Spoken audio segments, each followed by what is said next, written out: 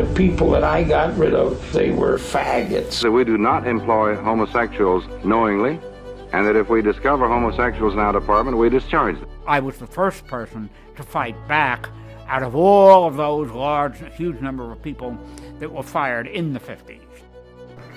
I don't care what they have to say. I don't care how much they scream and squeal.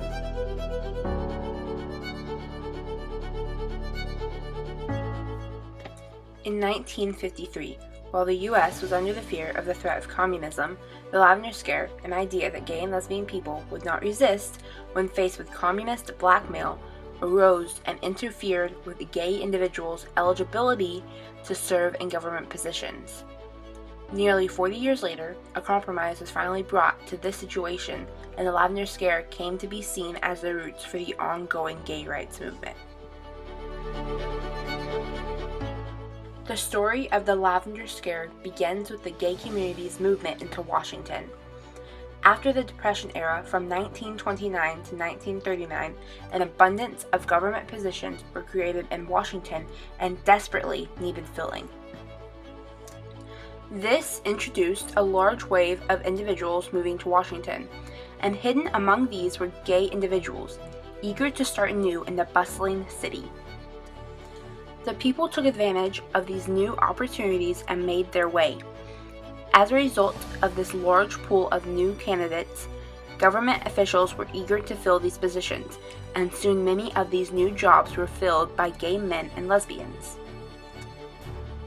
The Cold War was a conflict between the United States and the Soviet Union, consisting of a series of political and social economic clashes sprouted from a fear in the United States against communism.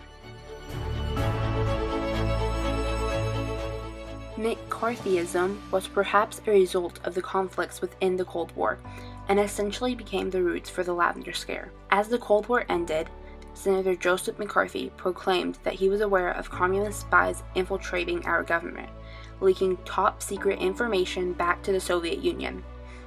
These claims also came with statements about the gay community. McCarthy believed that because many gay individuals were not willingly open about their sexuality, they were more prone to being blackmailed by communist spies to leak government secrets. McCarthy believed that gay people would rather protect their own reputation above the well-being of their government's best-kept secrets. I don't care what they have to say. I don't care how much they scream and squeal. If anyone wants to come in and remove them in some dainty fashion, they're welcome to it. But in the absence of that, if lumberjack tactics are the only kind of tactics that crowd understands, and take my word for it, those are the kind of tactics we're going to use on them. McCarthyism added a new level of tension and conflict, and eventually led to the signing of a new executive order of the United States. Executive Order 10450 was written in order to allow the government to use every means necessary to rid communist spies. These spies were to be removed from their functions, as the government feared that top-secret information would be leaked back to the Soviet Union. Due to McCarthy's statement about gay men and lesbians being more subjective towards communist attempts at blackmail, this executive order also permitted the government to be able to remove any suspected communist allies, particularly LGBT individuals. Homosexuals were security risks, mainly because they were subject to blackmail, and we spent a good part of our time identifying homosexuals.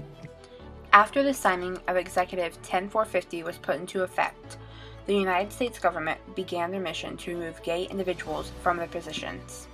This process began with the United States Subcommittee of Investigation's submission to the Committee on Expenditures in the Executive Departments. Direct quotes from the document in which this submission was approved state such claims as acts of sex perversion, including acts of homosexuality, constitute a crime under a federal state, directly relating love of the same sex and criminal acts in a government document.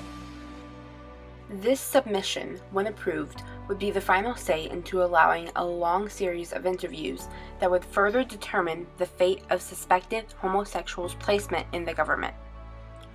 Ultimately, this submission was approved, and as an effect, thousands of homosexuals lost their jobs in government positions. cases and started questioning them about their sex life and whether they were gay and and it was by association. This removal process caused a large conflict between gay individuals and their allies with U.S. government officials, specifically those directly fueling the removal process. Throughout interviews, intuition, and many other methods, the government worked vigorously to reject all homosexual individuals from their positions. Invasive interview processes usually determine the fate of an individual's future in the office, and these took no chances. If a person gave any indication of being gay, there was almost a guarantee that they would lose their job very soon. By the end of the 1950s, an estimated 500 gay men and lesbians had lost their jobs due to these unfortunate circumstances. This continued well into the 1970s and 80s, this time in regular jobs. Men and women alike were being denied jobs left and right, and due to this, it was nearly unheard of to be an open homosexual during this time. The U.S. government was afraid gays were disloyal to their country. This affected business owners as well, as some didn't wish to disrespect their government's views on the situation. Others held their own views on gays based by religion or other factors.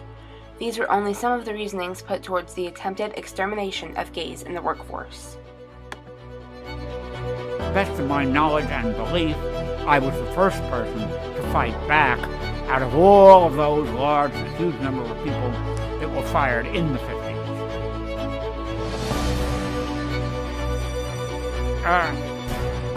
Because I was right and they were wrong, and I chose to fight back.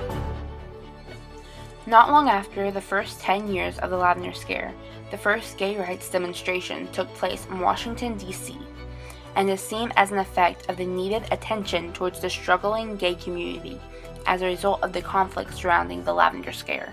In 1965, a small group of activists, led by Lavender Scare victim Dr. Franklin Kameny, picketed for the rights of the gay community in front of the White House.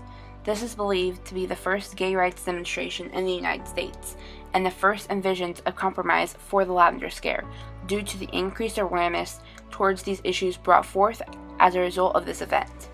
This served as the beginning of a ripple effect for many more showcases of gay rights movements from that point on to the present day.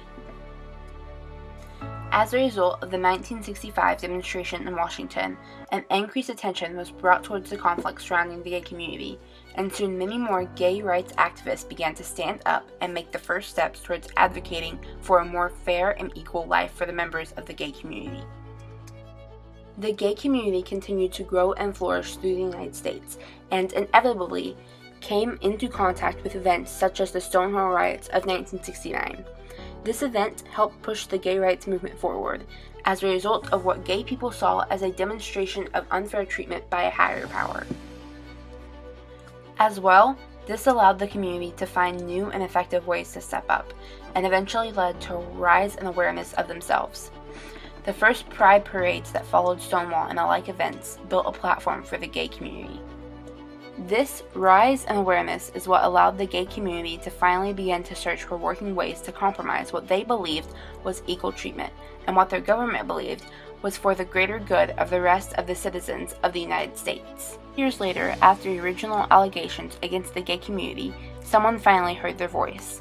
In the very early 1990s, the policy that allowed workplaces and government officials to discriminate against the LGBT community was rescinded, and a few states began to put policies in place to help further prevent events like these from happening.